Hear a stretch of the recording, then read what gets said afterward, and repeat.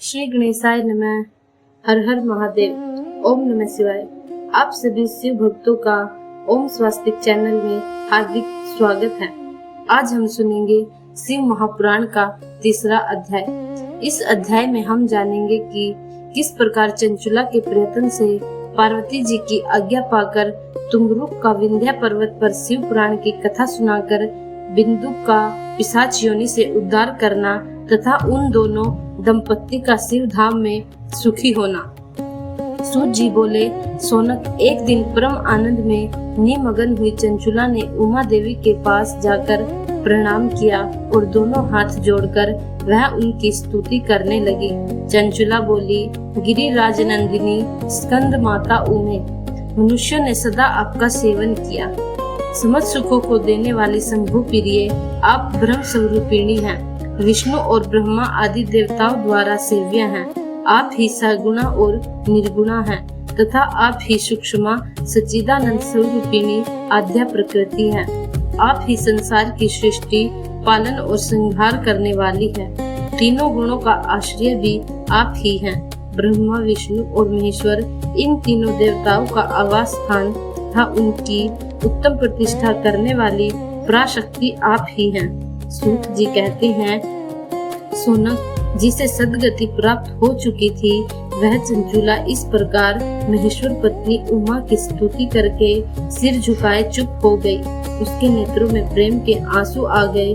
तब करुणा से भरी हुई शंकर प्रिया भक्त वत्सला पार्वती देवी ने चंचुला को संबोधित करके बड़े प्रेम से इस प्रकार कहा। पार्वती बोली, सखी चंचुले, सुंदरी, मैं तुम्हारी की हुई इस स्तुति से बहुत प्रसन्न हूँ। बोलो, क्या वर मांगती हो? तुम्हारे लिए कुछ भी अधेय नहीं है। चंचुला बोली, निष्पाप गिरिराज कुमारी, मेरे पति बिंदु इस समय कहाँ है? उनकी कैसी गति हुई है यह मैं नहीं जानती। कल्याणमयी दीन वत्सले, मैं अपने उन पतिदेव से जिस प्रकार संयुक्त हो सकूं वैसा ही उपाय कीजिए। महादेवी, मेरे पति एक शूद्र जातीय वेश्या के प्रति आसक्त थे और पाप में ही डूबे रहते थे। उनकी मृत्यु मुझसे पहले ही हो गई थी। न जाने वे किस गति को प्राप्त हुए। गिरिजा बोली, बेटी, तुम्हारा बिंदु नाम वाला पति बड़ा पापी था। उसका अंतकरण बड़ा ही दूषित था। वेश्या का उपभोग करने वाला वह महामूढ़ मरने के बाद नरक में पड़ा। अगणित वर्षों तक नरक में नाना प्रकार के दुख भोग कर वह पाप आत्मा अपने शेष पाप को भोगने के लिए विंध्या पर्वत पर पिशाच हुआ है। इस समय वह पिशाच अवस्था में ही है और नाना प्रकार के क्लेश उठा रहा है। वह दुष्ट वही वायु पीकर रहता है और सदा सब प्रकार के कष्ट सहता है। सूत जी कहते हैं, सोनक, गौरी देवी की यह बात सुनकर उत्तम व्रत का पालन करने वाली चंचुला उस समय पति के महान दुख से दुखी हो गई। फिर मन को स्थिर करके उस ब्राह्मण पत्नी ने व्यथित हृदय से महेश्वरी देवी को प्रणाम करके पुनः पूछा। चंचुला बोली, हे महादेवी, मुझ पर कृपा कीजिए और दूषित कर्म करने वाले मेरे उस दुष्ट पति का अब उद्धार कर दीजिए। देवी, कुत्सित बुद्धि वाले मेरे उस पाप आत्मा पति को किस उपाय से उत्तम गति प्राप्त हो सकती है, यह शीघ्र बताइए। आपको मेरा नमस्कार है। पार्वती देवी ने कहा, तुम्हारा पति यदि शिव पुराण की पुण्यमयी कथा सुने तो सारी दुर्गति पार करके वह उत्तम गति का भागी हो सकता है। अमृत के समान मधुर अक्षरों से युक्त गौरी देवी का यह वचन सुनकर चंचुला हाथ जोड़ मस्तक झुकाकर उन्हें बारंबार प्रणाम करने लगी और अपने पति की समस्त पापों की शुद्धि तथा उत्तम गति की प्राप्ति के लिए पार्वती देवी से यह प्रार्थना की, मेरे पति को शिव पुराण सुनाने की व्यवस्था होनी चाहिए।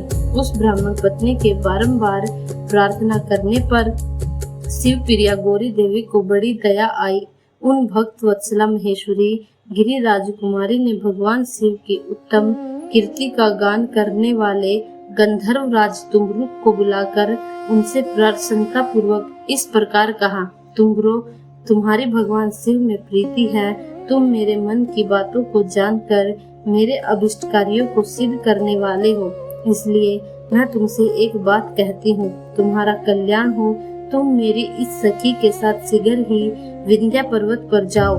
वहाँ एक महाघोर और भयंकर पिशाच रहता है। उसका वृतांत तुम आरंभ से ही सुनो। मैं तुमसे प्रसन्नता पूर्वक सब कुछ बताती हूँ।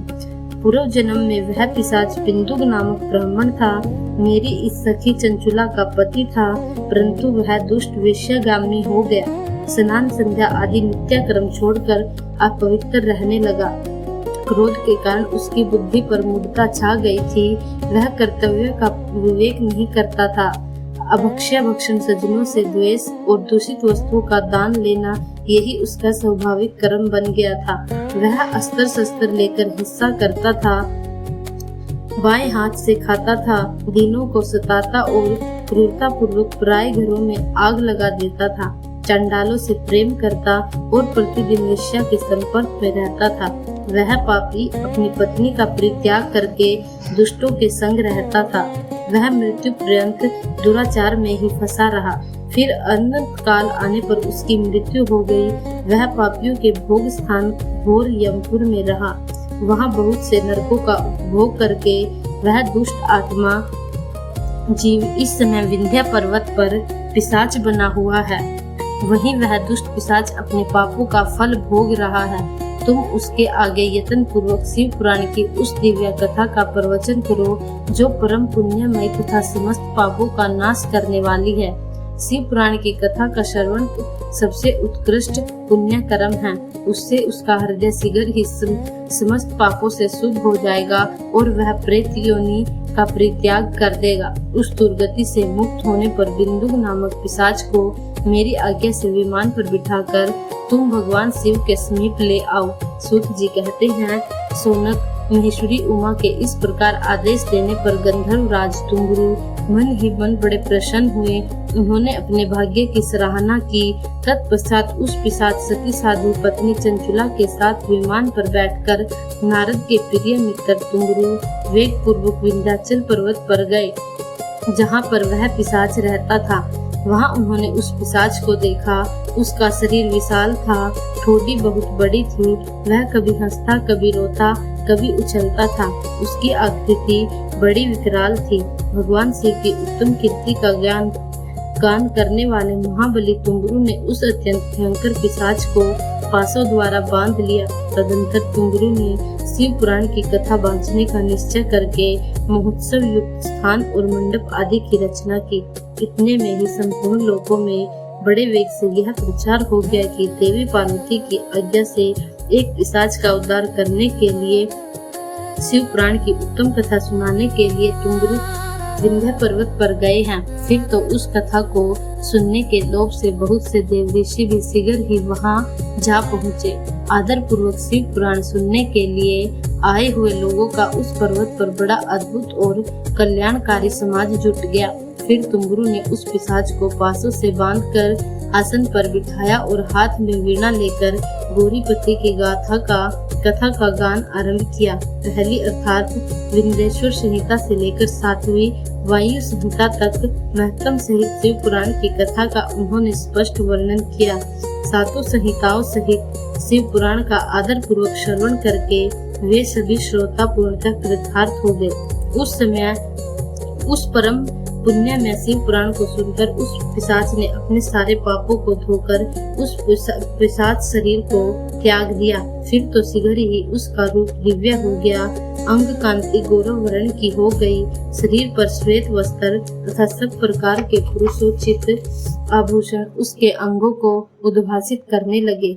यह त्रिनेत्रधारी चंद्र शेखर रूप हो गया। इस प्रकार दिव्य देहधारी होकर श्रीमान बिंदु अपनी प्राण वल्लभा चंचुला के साथ स्वयं भी पार्वती वल्लभ भगवान शिव का गुणगान करने लगा। उसकी स्त्री को इस प्रकार दिव्य रूप से सुशोभित देख हुए सभी देव ऋषि बड़े विस्मित हुए। उनका चित्त परम आनंद से भर गया। भगवान महेश्वर का वह अद्भुत चरित्र सुनकर वे सभी श्रोता क्रम कृतार्थ हो प्रेम पूर्वक श्री शिव का गुणगान करते हुए अपने अपने धाम को चले गए। दिव्य रूपधारी श्रीमान बिंदुक भी सुंदर विमान पर अपनी प्रियतमा के पास बैठकर सुख पूर्वक आकाश में स्थित हो बड़ी शोभा पाने लगा। तदंतर महेश्वर के सुंदर एवं मनोहर गुणों का गान करता हुआ वह अपनी प्रियतमा तथा तुंगरू के साथ शीघ्र ही शिव धाम में जा पहुंचा। वहां भगवान महेश्वर तथा पार्वती देवी ने प्रसन्नता पूर्वक बिंदु का आदर सत्कार किया और उसे अपना पार्षद बना लिया। उसकी पत्नी चंचुला पार्वती जी की सखी हो गई। उस घनीभूत ज्योति स्वरूप ब्रह्म आनंद में सनातन धाम में अविचल निवास पाकर वे दोनों दंपति परम सुखी हो गए। इस कथा से हमें क्या शिक्षा मिलती है? कोई भी मनुष्य कितना भी बड़ा पापी क्यों न हो जाए, अगर सच्चे मन से पश्चाताप और भगवान शिव की शरण से उसका उद्धार हो सकता है। शिव महापुराण का श्रद्धा पूर्वक श्रवण अत्यंत पुण्यदायक है। भगवान शिव दयालु हैं और अपने शरणागत भक्तों को कभी निराश नहीं करते। आइए हम सब भी संकल्प ले कि अपने जीवन में भगवान शिव का स्मरण करेंगे, शिव महापुराण सुनेंगे और हमेशा धर्म के मार्ग पर चलेंगे। हर हर महादेव। ओम नमः शिवाय।